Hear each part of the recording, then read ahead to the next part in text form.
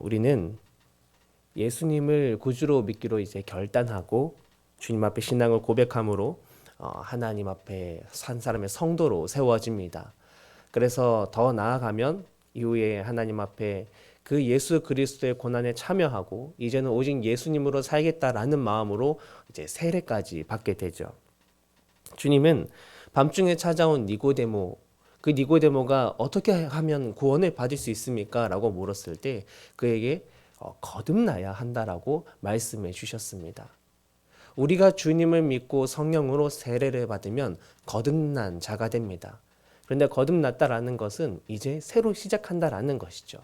우리의 믿음과 우리의 신앙이 갓난 아이처럼 새롭게 시작을 하는 것입니다. 성경은 우리가 처음에는 젖 먹는 아이와 같다라는 것을 오늘 이 11절 이하의 말씀을 보면 충분히 이해하고 있습니다. 하나님은 우리의 상황을 다 알고 계시지요. 이것은 우리의 믿음과 신앙이 고정적이지 않다라는 것을 의미합니다. 우리의 믿음과 신앙이 한번 딱 주어졌다고 해서 그것이 우리가 죽기까지 다 동일하게 가는 것이 아니라 때로는 믿음이 평소보다 더 이렇게 떨어져 보이는 것처럼 느껴질 때가 있고 때로는 우리의 신앙이 점차 성장해 나가는 때가 있다라는 것입니다. 결국 주님 안에서 우리의 믿음과 신앙은 차츰 성장해 나갈 수 있는 그런 유동적인 것, 살아있는 것이 바로 우리의 신앙이고 우리의 믿음인 것이죠. 주님 안에서 그 믿음과 신앙이 점차 나아간다라는 것은 너무나 귀한 일입니다. 하지만 오늘 말씀을 보면 그렇지 못한 순간이 우리 가운데 있다라는 것을 분명히 말해주고 있죠. 12절의 말씀을 보면 히브리서의 이 기자가 성도들을 향해 기대하고 있는 것이 있었습니다. 그들이 주님 안에서 이제 신앙생활 한 지가 오래되었고 그들이 다른 이제 갓 신앙생활을 시작하는 어린 나이와 같은 이들에게 선생이 되어줄 수 있을 거라고 기대하고 있었습니다. 그런데 막상 그 일을 이제 맡기려고 가보니 정작 그들의 믿음과 신앙이 시간이 오래 지났음에도 불구하고 전혀 자라지 못한 채 마치 처음 예수님을 믿었던 그때처럼 여전히 갓난아이가 먹는 그런 젖과 같은 너무나 쉬운 말씀들, 너무나 그런 간단한 신앙생활의 모습에만 머물러 있었고 그들의 그 신앙생활로는 도저히 이제 신앙생활 시작하는 사람들의 선생으로서까지 세워줄 수는 없었다라는 것을 오늘 이 히브리서 기자는 고백합니다. 단단한 음식, 곧 단단한 말씀을 품지 않고 그저 내가 원하는 신앙생활에만 머물러 있었던 것이지요. 시간이 지나도 믿음과 신앙이 자라지 못한 성도의 모습, 또 예수님께서 기다려 주셨지만 그 가지에서 열매 맺지 못한 가지가 될 수 있다라는 것을 우리는 다시 한번 우리 마음에 깊이 생각해 보아야 할 것입니다. 오늘 성경은 그 이유를 이렇게 말합니다. 11절에 너희가 듣는 것이 둔함으로 라고 말합니다. 이건 주님이 말씀하신 것에 우리가 주의 깊게 듣고 있지 못하다라는 거예요.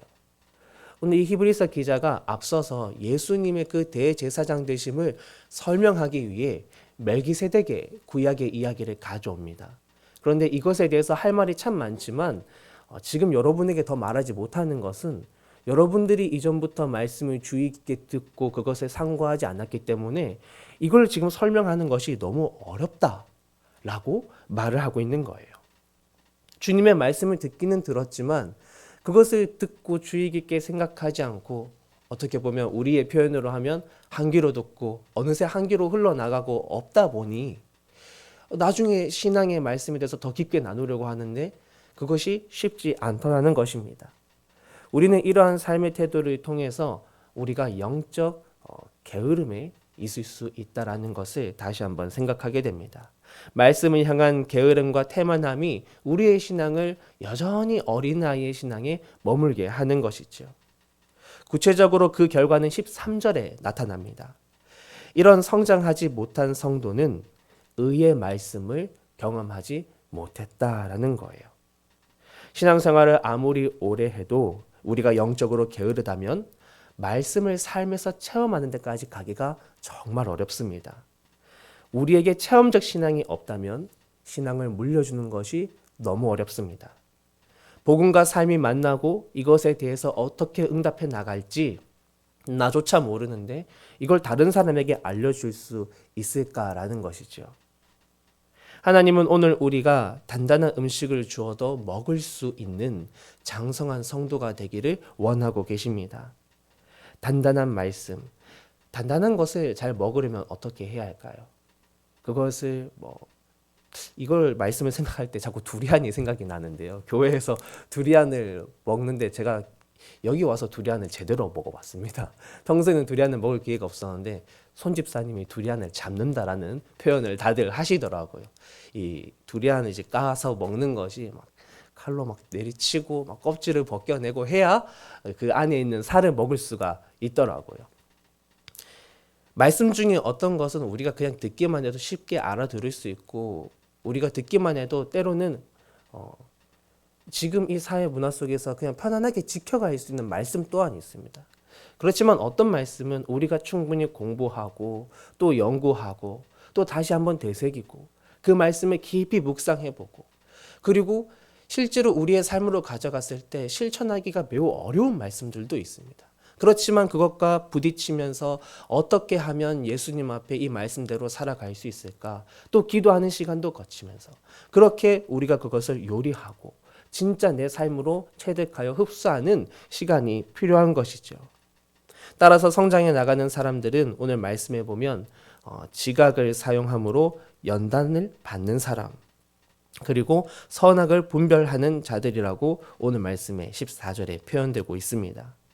여기서 지각을 사용하다라는 것은 단순히 지식을 쌓는다라는 것을 의미하는 게 아니라 하나님의 말씀과 그 뜻을 알고 내 삶으로 결단하기를 까지 나아가는 그 지각, 그러한 것을 의미합니다.